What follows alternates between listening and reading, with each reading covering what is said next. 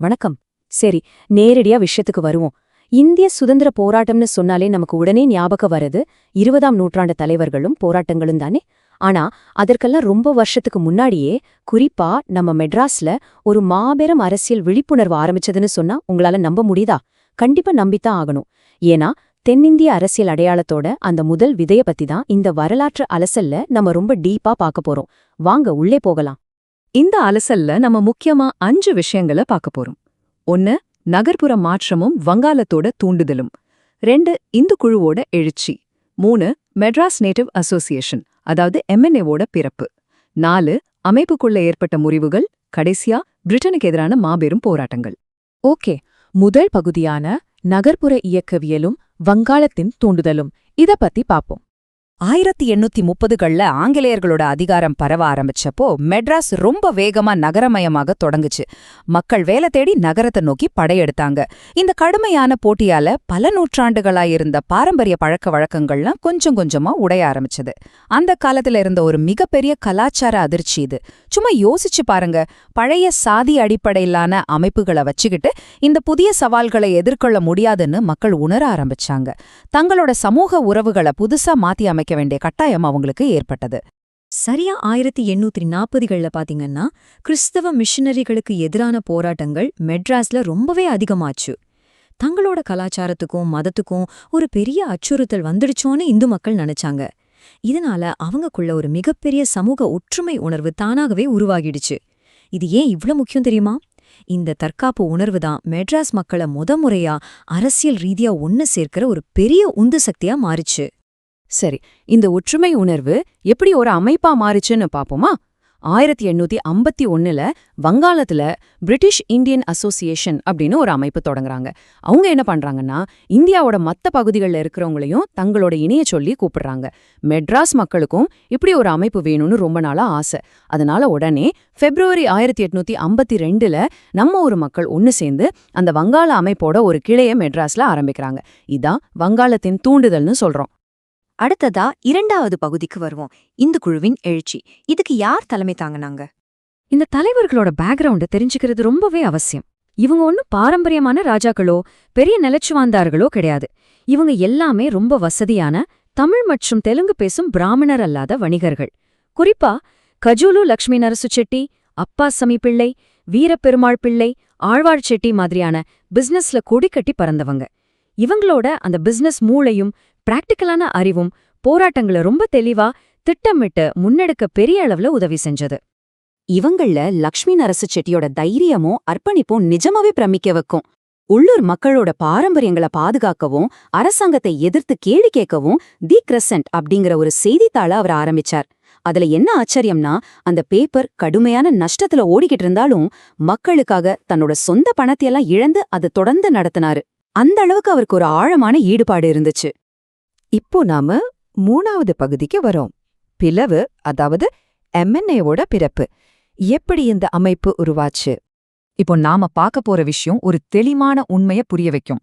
அதாவது அந்த ஆரம்ப காலத்துல அகில இந்திய அளவிலான ஒரு அரசியல் முன்னணி ஏன் சாத்தியப்படல தெரியுமா? வங்காள தலைவர்களோட எண்ணம் முழுக்க உயர்குடி மக்களோட முன்னேற்றத்திலையும் அரசாங்க வேலைகள்லயே தான் இருந்துச்சு. ஆனா மெட்ராஸ் தலைவர்கள் அப்படியே உல்டா.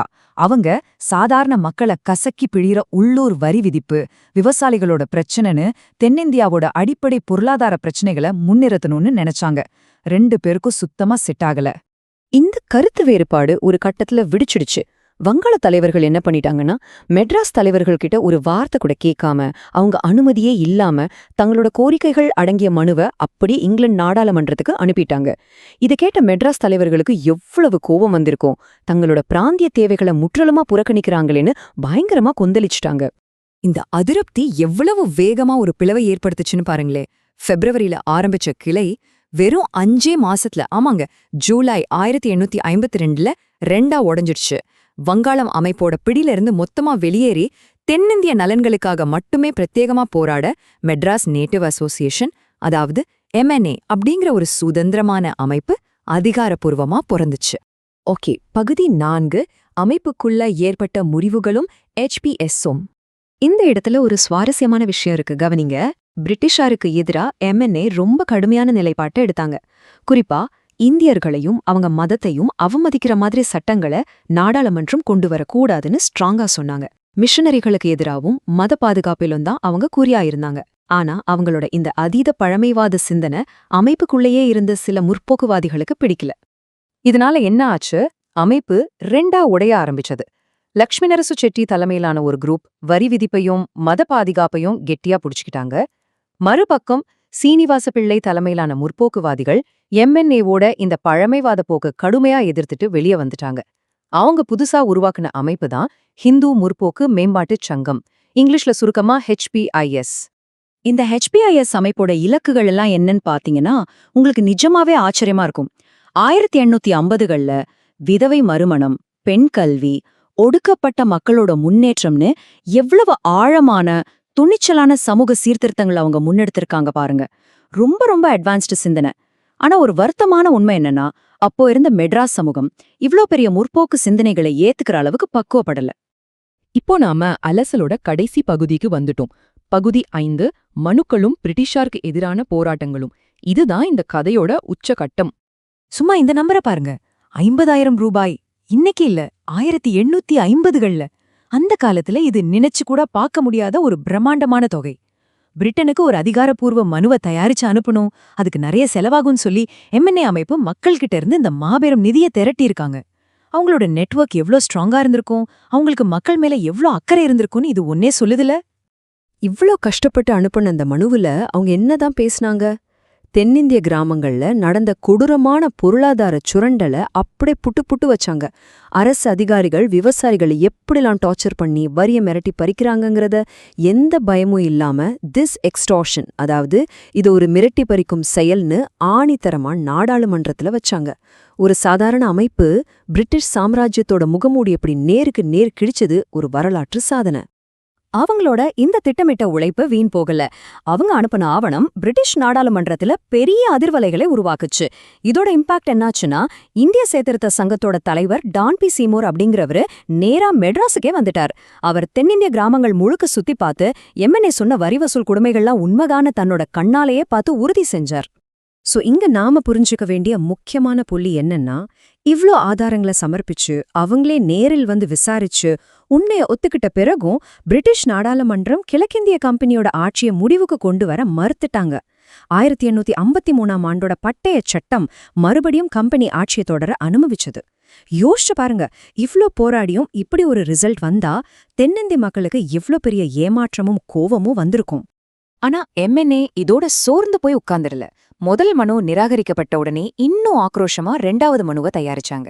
இந்த முறை எந்த சமரசமும் கிடையாது. கிழக்கிந்திய கம்பெனியோட ஆட்சியை முழுசா ஒழிக்கணும். இதுதான் அவங்களோட ஒற்றை கோரிக்கை.